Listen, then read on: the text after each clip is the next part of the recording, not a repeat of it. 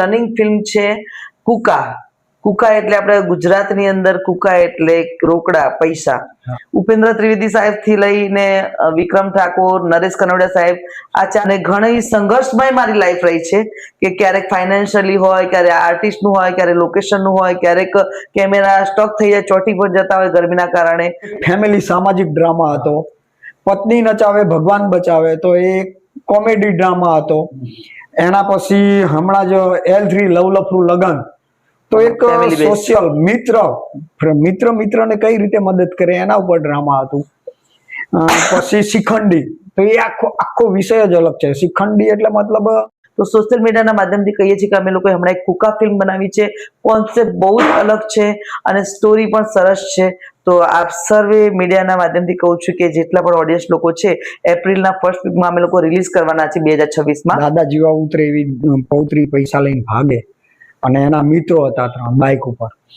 તો એકચ્યુઅલી એ આર્ટિસ્ટ એવી મસ્ત એક્ટિંગ કરી. એની અંદર totally dancer, background dancer, foreigners છે, મતલબ ભૂરીઓ છે બધી ડાન્સર. નમસ્કાર મિત્રો, સ્ટેટ ફોર ગુજરાતમાં આપનું સ્વાગત છે. આજે અમારી ટીમ ગુજરાતના સિને જગતમાં જેને જબરજસ્ત કામ કર્યું છે અને કપલ છે કે દિવ્યાબેન પટેલ અને હિમાંશુભાઈ પટેલ, લગભગ ગુજરાતની પિક્ચરના જેટલા દર્શકો છે ભાગ્યે જ કોઈ એવું હશે કે એને ખ્યાલ નહીં હોય એવા આ જે કપલ છે અને એમને જે કામ કર્યું છે એ આજે આપણે એમની ઓળખ આપશું. જી, પહેલા તો સ્ટ્રીટ ન્યૂઝનો ખૂબ ખૂબ આભાર કે આજે અમારી સમક્ષ ફેસ ટુ ફેસ આવ્યા છે અને અમારા વિશે કંઈક જાણવાની તાલાવેલી લઈને આવ્યા છે. તો થેન્ક્સ ફોર સ્ટ્રીટ ન્યૂઝ. મારી પ્રગતિની વાત કરું તો સર 2004થી ઇન્ડસ્ટ્રીમાં એન્ટર થઈ અને 2004થી ઇન્ડસ્ટ્રીમાં મારુતિ આર્ટ કંપનીના બેનર નીચે એઝ અ પ્રોડ્યુસર એન્ટર થઈ ઇન્ડસ્ટ્રીમાં. તો મારી ફર્સ્ટ મૂવી હતી જયદેવી દશામાં. એ પછી મને વન બાય ઘણી બધી ફિલ્મો મળતી રહી અને મારી હાઇલાઇટ ફિલ્મ હતી અમેરે લૂંટાયા તારી પ્રીતમાં 2010માં. પછી શિખંડી, પ્રીત ભરી ઉડણી, લોટ ઓફ ફિલ્મો કરી. હમણાં જસ્ટ લવનો ભવાડો અને અત્યારે હાલ મારી રનિંગ ફિલ્મ છે કુકા. કુકા એટલે આપણે ગુજરાતની અંદર કુકા એટલે રોકડા પૈસા. આપણે પૈસાની અંદર ગુજરાતમાં પહેલા બધા વડીલો હતા એમ કહેતા હતા કુકા છે. હા, ગામઠી ભાષામાં આપણો તળપદો શબ્દ છે ગુજરાતી માટેનો. તો એ કુકા માટે, કુકા જીવનમાં જરૂરી છે કેવી રીતે આવે એના સંદર્ભમાં અમે લોકોએ હમણાં એક કુકા ફિલ્મ બનાવી છે. પણ સર આ જર્ની દરમિયાન મને જે 2004થી 2026 તો જે મારો બહોળો અનુભવ ફિલ્મ ઇન્ડસ્ટ્રી માટે રહ્યો એઝ અ મેકર. તો ફિલ્મ ઇન્ડસ્ટ્રીમાં સ્ટાર્ટઅપમાં અમે લોકો જ્યારે ફિલ્મો કરતા ત્યારે નેગેટિવ રોલ ઉપર શૂટ કરતા, ત્યારે ડબ્બા આવતા અને પછી ધીમે ધીમે ડિજિટલ વેમાં કન્વર્ટ થઈ ફિલ્મ ઇન્ડસ્ટ્રી. ઉપેન્દ્ર ત્રિવેદી સાહેબ થી લઈને વિક્રમ ઠાકોર, નરેશ કનોડિયા સાહેબ, આ 4-5 પેઢી સુધી ઇન્ડસ્ટ્રીને મેં ફોલો કરી છે અને જોઈ છે મારી નજર સમક્ષ. અને અત્યારે હાલ મને ઘણો એવો અનુભવ ઇન્ડસ્ટ્રી સાથે ધરાવું છું અને ઘણી સંઘર્ષમય મારી લાઈફ રહી છે કે ક્યારેક ફાઇનાન્શિયલી હોય, ક્યારેક આર્ટિસ્ટનું હોય, ક્યારેક લોકેશનનું હોય, ક્યારેક કેમેરા સ્ટોક થઈ જાય, ચોટી પર જતા હોય ગરમીના કારણે. તો અત્યારે હાલ જે નવી ટેકનિકલ વસ્તુ આવી છે એના અનુસંધાને નવી ફિલ્મો બનવા માંડી અને પહેલા જે સિંગલ સિનેમા હતા સર અને અત્યારે હાલ ડિજિટલ સિનેમા છે. તો ઓડિયન્સમાં પણ ફરક પડ્યો છે અને ફિલ્મ ઇન્ડસ્ટ્રી એક વ્યવસાયિક રીતે જોવા જઈએ તો વ્યવસાયની દ્રષ્ટિએ પણ ગુજરાતમાં એક પ્રથમ નંબર ઉપર આવી શકી છે અને સરસ મજાની ડેવલપ થઈ છે ઇન્ડસ્ટ્રી. હિમાંશુભાઈ પટેલ પણ આ ક્ષેત્રે એમની સાથે ડાયરેક્ટર તરીકે, તો હિમાંશુભાઈ પટેલ આપણને થોડું જણાવશે. ફિલ્મ લાઈનમાં હું લગભગ 2000ની સાલથી છું. અમારા મેરેજ થયા એ પહેલા મેં એક હિન્દી મૂવી બનાવી હતી ઓર હુઆ અંધેરા, સુરતની અંદર. પછી ત્યાં આગળ નાનો મોટો આલ્બમ કર્યો. પછી ફિલ્મ ઇન્ડસ્ટ્રી, એકચ્યુઅલી હું સુરત ગયો તો ફિલ્મ લાઈન માટે, મને ફિલ્મનો ચસ્કો જ હતો નાનપણથી. પણ આ ફિલ્મ લાઈનમાં કઈ રીતે આગળ વધવું, શું કરવું એ બધી પછી અમારે ગવર્મેન્ટ જોબ ચાલતી હતી એ દરમિયાન શિક્ષક હતા બંને, એટલે અમે હરવે રહીને એના પગાર બેઝ ઉપર મેં એક મારી પોતાની જ મૂવી બનાવી જયદેવી દશામાં, જે અમે બંને જાતે ભેગા થઈને લખી. મેં મૂવી બનાવી જયદેવી દશામાં પહેલી જ. હવે એવો આઈડિયા નહીં કે જયદેવી દશામાં એટલે દશામાના પિરિયડમાં જ પિક્ચર રિલીઝ થાય. એટલે પિક્ચર બનીને રેડી થઈને સેન્સર થઈને આવી ગઈ ને ત્યાં દશામાના વ્રત પતી ગયા. 1 વર્ષ સુધી અમે બેસી રહ્યા મૂવી લઈને અને પછી રિલીઝ કરી. એટલે એ 1 વર્ષ કાઢવું, મૂવી આખી પ્રોડક્ટ તૈયાર કરીને એ પહેલું જ અમારું હતું. પણ એ મૂવી સારી, મને સારો એવો નફો આપતી ગઈ અને અત્યારે પણ ચાલે છે જયદેવી વિદેશામાં. એના પછી એક્શન મૂવી અમેરે લૂંટાયા તારી પ્રીતમાં. પણ એટલું કહીશ કે ગુજરાતની અંદર પહેલી ડિજિટલ મૂવી બનાવવા વાળો હું. બધા નેગેટિવ ચાલતી હતી, પહેલી રિવર્સ ટેલિસીને કરી અને ગુજરાતી મૂવી અમે બનાવી. શરૂઆત મેં કરી. મારે ઘણા બધા કલાકાર સાથે કે ઘણા મિત્રો સાથે એવી વાત થઈ કે તમે આ નાનું નાનું શું કરો છો, નેગેટિવમાં કરવું જોઈએ. મેં કીધું હવે જમાનો આનો આવવાનો છે, લાઇટો ડિજિટલ થઈ, કેમેરા ડિજિટલ થયા, મતલબ ટેકનિકલી બધું ધીરે ધીરે ધીરે નાનું નાનું થતું જાય છે, પણ ક્વોલિટી સારી આવતી જાય છે. એટલે જેમ પરિવર્તન આવે એ જરૂરી જ છે.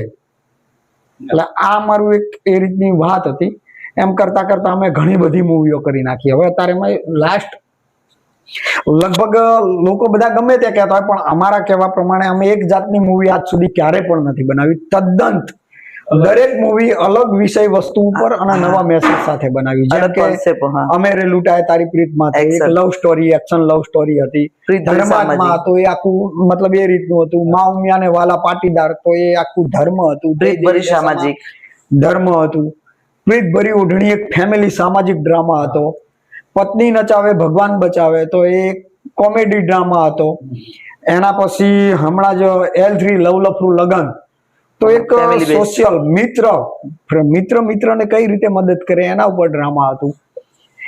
પછી શિખંડી તો એ આખો વિષય જ અલગ છે. શિખંડી એટલે મતલબ માસીબા ઉપર, તો એ માસીબા ઉપર આખી એમનું રિસર્ચ કરવું, એમના કઈ રીતે થાય, કઈ લોકો એમના અવગુણ ના કરે પણ એ લોકોને કઈ રીતે ઉપયોગ થાય, ખરેખર એમનું જીવન ચરિત્ર એ અમે બતાવ્યું. અને મારી પિક્ચર સુપર હિટ ગઈ હતી અને લોકો એમાંથી આજે ઘણું બધું ચાલે છે. એ વાત પતી. પછી એના પછી ટુ કપટી પણ હમણાં હતી અને બોલિવૂડમાં પણ એક એન્ટ્રી કરી હતી. અત્યારે લેટેસ્ટ હમણાં મૂવી અમે કરી કુકાની અંદર અમારી સાથે પ્રણવભાઈ દેસાઈ કરીને પ્રોડ્યુસર જોઈન્ટ જ છે, જે યુએસએ છે. પ્રણવભાઈ દેસાઈ ને જુહી દેસાઈ, હા, એ અમારી સાથે મૂવીમાં જ ઇન્વોલ્વ જ છે. એ ફોરેન થી છે પણ એટલે અમને સારો એવો બેકપીડ આપ્યું છે. અને કુકા મૂવી અમે ગોવાની અંદર એક શૂટ કર્યું છે અને એની અંદર totally dancer, background dancer foreigners છે, મતલબ ભૂરીઓ છે બધી ડાન્સર. તો આ એક ગુજરાતી પિક્ચર માટે એક નવી વસ્તુ છે કે ભાઈ ગુજરાતી હીરોની પાછળ બધી બેકગ્રાઉન્ડમાં ભૂરીઓ ના છે. આવું એક સોંગ છે. સમય પ્રમાણે ચાલવા માટે કુકા, અને કુકા એટલે મની.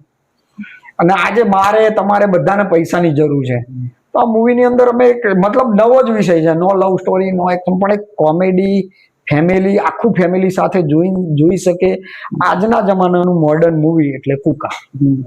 એ લોકો જોશે એટલે જ આઈડિયા આવશે કે કુકા મૂવીમાં શું છે. અને સર આ જર્ની દરમિયાન અમે લોકો બોલિવૂડમાં પણ એન્ટ્રી કરી 2016માં. અને અમે લોકો હિન્દી ફિલ્મ બનાવી હતી સુનિલ શેટ્ટીજીને લઈને, ને બોમ્બેમાં લોખંડવાલામાં અમારી ઓફિસ હતી. અને વિવેક વાસવાની જેને શાહરુખ ખાનજીને બનાવ્યા એ અમારા એપી હતા. અમે લોકો બોમ્બેમાં પણ ઘણો સમય વિતાવ્યો અને ગુજરાતી ઇન્ડસ્ટ્રીમાંથી એક સ્ટેપ આગળ વધ્યા. ઘણા બધા અમને લોકોને કીધું કે બેન તમે બંને જણાએ આટલી બધી ગુજરાતી ઇન્ડસ્ટ્રીની ફિલ્મો આપી છે તો બોમ્બેમાં પણ ટ્રાય કરો બોલિવૂડ ઇન્ડસ્ટ્રીમાં.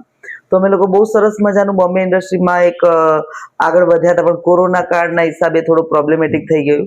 પાછું ગુજરાતી ઇન્ડસ્ટ્રીમાં કમબેક થયા.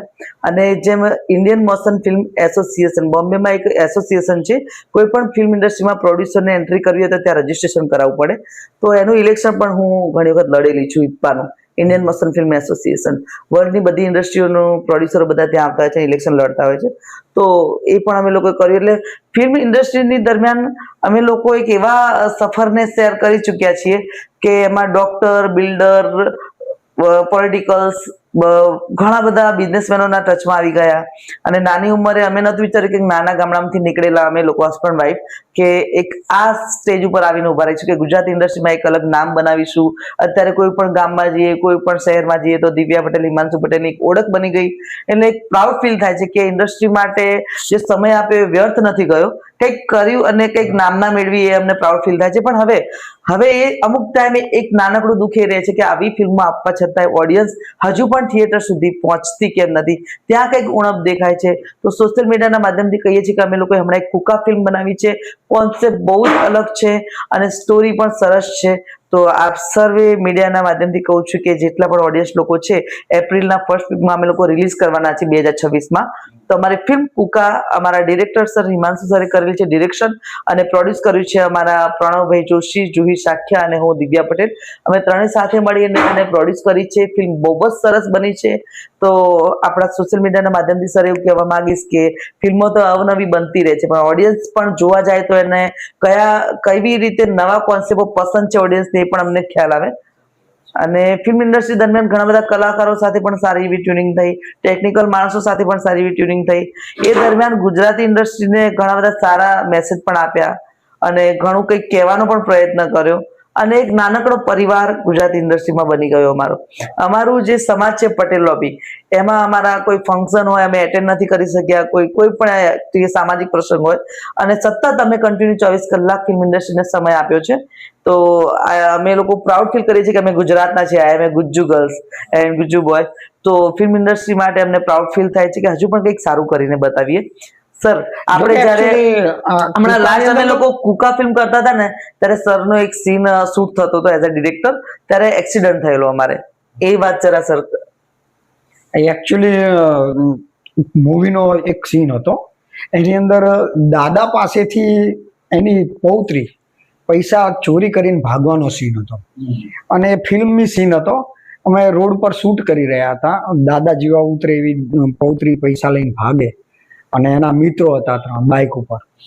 તો એકચ્યુઅલી એ આર્ટિસ્ટે એવી મસ્ત એક્ટિંગ કરી કે લોકોને રિયાલિટી લાગ્યું કે ખરેખર આમના પૈસા કોક ચોરીને ભાગી રહ્યું છે. તો સામેથી એક રિક્ષાવાળાએ આવીને બાઇક વાળાને ઉડાડી દીધું. બાઇક અમારો જે કેરેક્ટર હતો હીરો, સેકન્ડ હીરો, એ ભાઈ ચલાવતા હતા, તો એમના પગમાં વાગ્યું, પગે મતલબ આખો પગ ચીરાઈ ગયો, તો પણ એ માણસે એનું કામ ચાલુ રાખ્યું.